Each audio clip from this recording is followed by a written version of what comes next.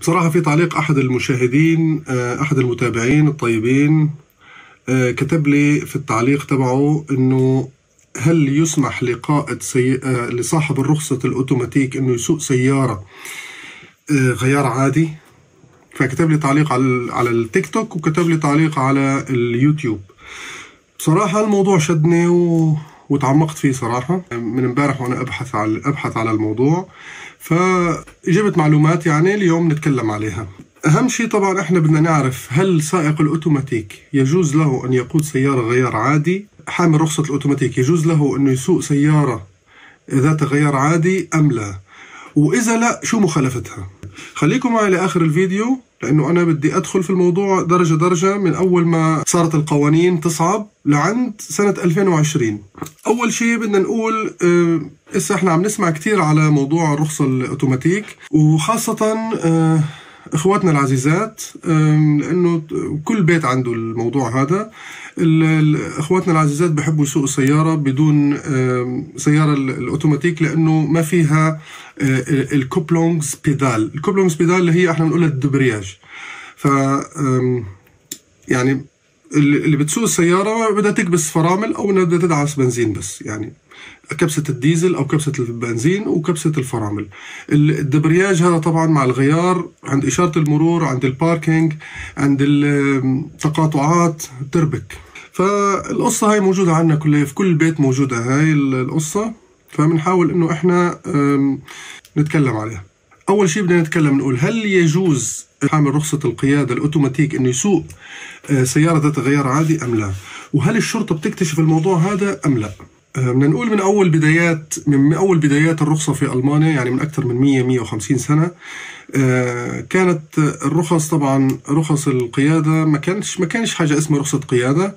ليش؟ لأنه ما كان في سيارات كتير، وكانت السيارات فقط عند الناس اللي هم أصحاب المال والجاه والطبقة البيروقراطية اللي هي الطبقة العالية. فكان اللي يشتري سيارة يروح على مدرسة السواقة ويعمل زي تدريب، حاجة اسمها تدريب، ياخد عليه رسالة، ياخد فيه ورقة أو وثيقة إنه هو يحق له القيادة وشغلات زي هيك.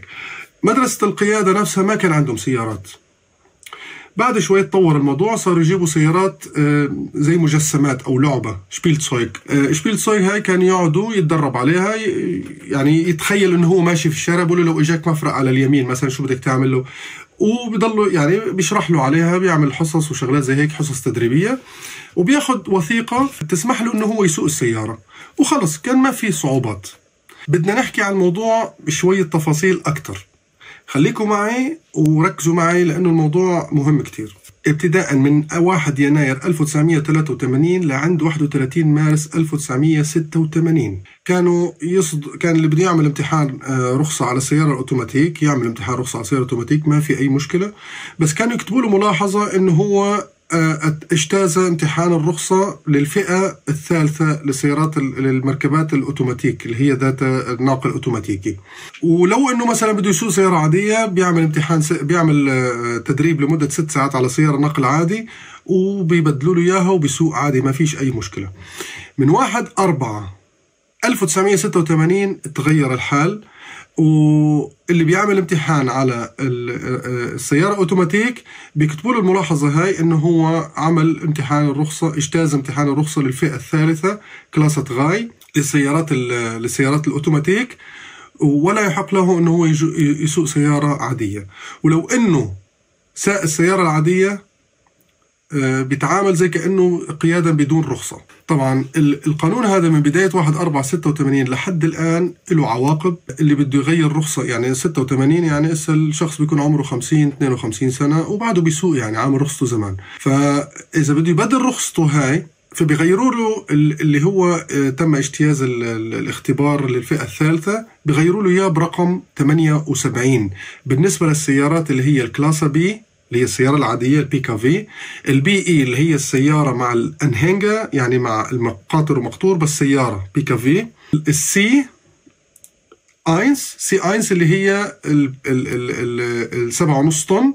وبالنسبة للسي 1 اي اللي هي 7.5 طن مع مقطورة، هدول بتغير بيكتبوا له 78 على الرخصة تبعيته بدل الفئة الثالثة. وبالنسبة للالكافي الكبار اللي هم فوق 10 طن بيكتبوا له سي 1 سي اي 79. بيكتبوا له ملاحظة انه سي اي 79 اللي هي بشرنكت يعني مقيدة انه ما بيسوق سيارة عادية.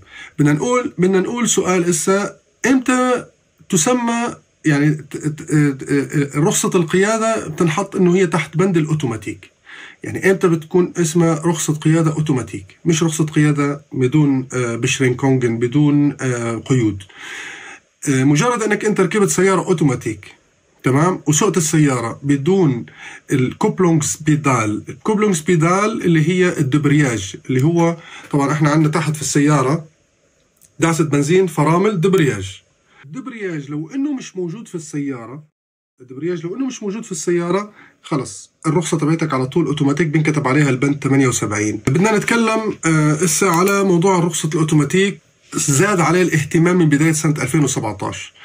ليش؟ لأنه اهتمام سياسي واقتصادي، ترويج شركات السيارات الكهربائية، صاروا يروجوا للموضوع الأوتوماتيك كتير، صار ضغط على الدول عشان موضوع الاقتصاد، فصار في تسهيلات في الموضوع.